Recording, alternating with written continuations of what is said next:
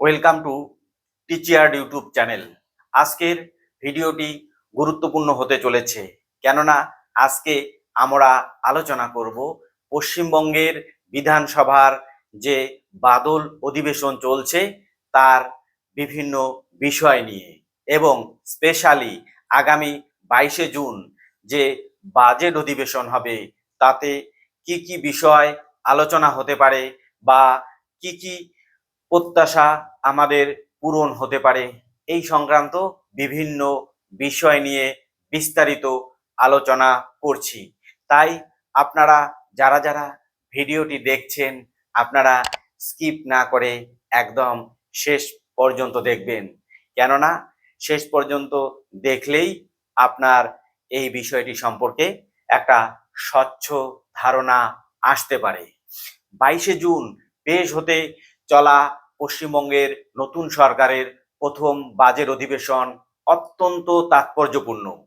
রাজ্যের বিপুল ঋণের বোঝা সামলে দেওয়া, নতুন শিল্পনীতি, কর্মসংস্থান এবং জনকল্যাণমূলক প্রকল্পের রূপরেখাই হবে এই বাজেটের মূল আলোচ্য বিষয়।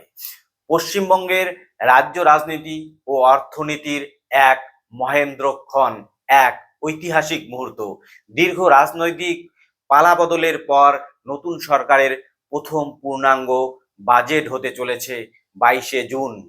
রাজ্যের কোটি কোটি মানুষের চোখ এখন রয়েছে আগামী 22 তারিখের বাজেটের দিকে। কোন কোন বিষয়ে চমক আসতে চলেছে এবং সাধারণ মানুষের জীবনযাত্রায় এতে কি প্রভাব পড়তে পারে। ঋণের বোঝা একটা অন্যতম গুরুত্বপূর্ণ বিষয়, কেননা পূর্বতন যে সরকার আমাদের রাজ্য চালিয়েছিল তারা বিভিন্ন প্রকল্প রূপায়ণ করতে গিয়ে এবং সেই প্রকল্পের যৌক্তিকতা বা সেই প্রকল্পে সার্বিকভাবে রাষ্ট্রের কতটা উন্নতি হবে তা চিন্তা না করে বিভিন্ন প্রকল্পকে বাস্তবায়িত করতে গিয়ে রাজ্যের আর্থিক পরিস্থিতির একটা দৈন্যদশা তৈরি হয়ে গিয়েছে।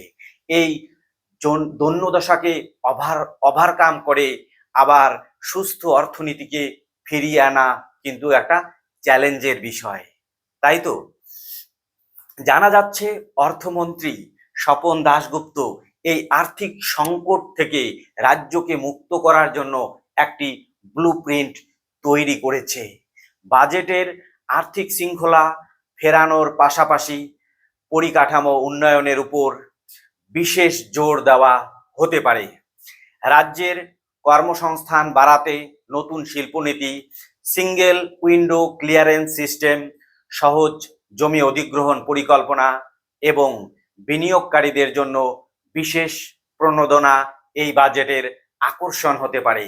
আর একটি গুরুত্বপূর্ণ বিষয় হচ্ছে যে সরকারি কর্মচারীদের প্রতি পূর্বতন সরকারের অনেক অবহেলা ছিল, আমরা প্রত্যেকেই জানি, এবং সরকারি কর্মচারীদের যে বেতন কাঠামো এবং ডিএ সম্পর্কে একদম উদাসীন ছিল পূর্ববর্তী সরকার। এই সরকার, এই নতুন বিজেপি সরকার সপ্তম পে কমিশন গঠনের সিদ্ধান্ত নিয়েছে এবং তা বাস্তবায়িত করতে চলেছে, এবং ডিএ ঘোষণা করবে এই 22শে জুন। কত পার্সেন্ট ডিএ ঘোষণা হবে তা নিয়ে সবাই মুখিয়ে রয়েছে, সবাই অপেক্ষায় রয়েছে।